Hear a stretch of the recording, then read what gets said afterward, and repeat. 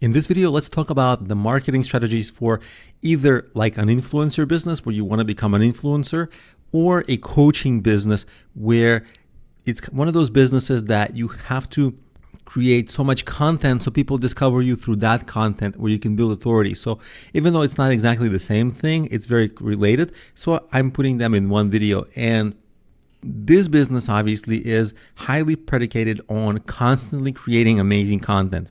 What kind of content is up to you. It can be a blog, it can be YouTube, it can be a podcast, it can be photos, it can be something else. You have to create it constantly, and it has to be amazing, best-in-class content. If you're best in class, people are going to follow, subscribe, etc., and share, of course.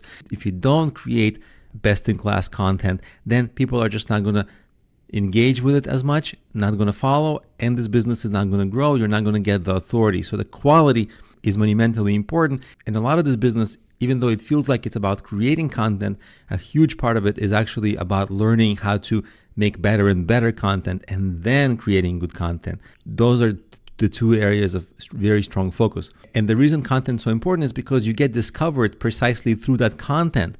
People either share it on social media, if it's good only, or they also can discover that content through search, like blog posts or YouTube videos. They get discovered through search. Even podcasts. People search iTunes and they find the best podcasts. So search is actually really important for discovery here, but retention is equally important because you got to get people not to just consume your content once, but regularly. So they want to subscribe and they open every new piece of content you have and engage.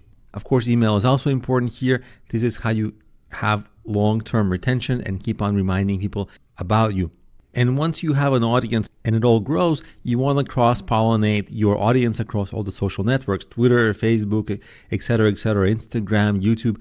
And notice that once you have this engaged audience, you can actually sell anything to them, coaching services, but also products if you sell products in e-commerce, services if you have a freelancing business.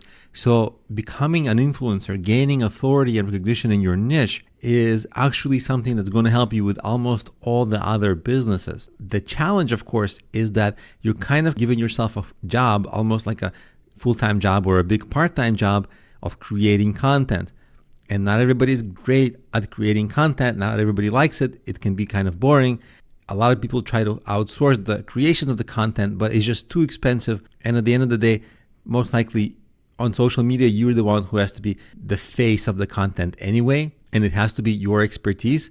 So this is fantastic for a lot of people, but it's also a double-edged sword because it's so time-consuming, so resource-intensive. So don't jump into this lightly. So only get into this if you're going to be able to create content long term. If people see you created content but kind of quit or slowed down, that's going to be actually a negative sign, like, oh, they're going to be like, this business is dead. So it's something you're going to have to constantly keep going once you start. Did you find this insightful? Was it useful in your journey to improve your productivity and increase your bottom line? If so, we have some good news for you. Along with other outstanding lecturers, we have developed a wealth of resources, including tools and online courses, many of them which are free, by the way, in order to help you develop your understanding of your business, bring clarity to your journey, and see what works for your enterprise. Get in touch today.